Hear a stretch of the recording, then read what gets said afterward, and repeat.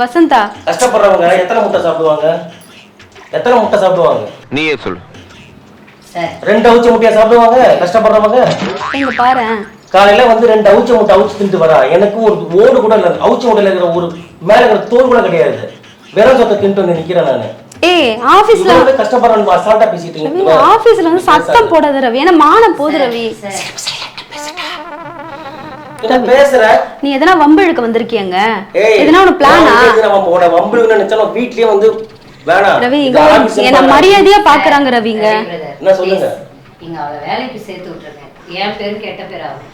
தயவுசெய்து எது வந்தாலும் வெளியில போய் பேசுங்க. மேடம் உங்க பேர் என்ன? வசந்தா. அது கெட்ட பேர் கிடையாது, நல்ல பேர் தான் அது. நீங்க காமெடி பண்ற மூட்ல இருக்கீங்க. இல்ல நான் கேக்குறேன்.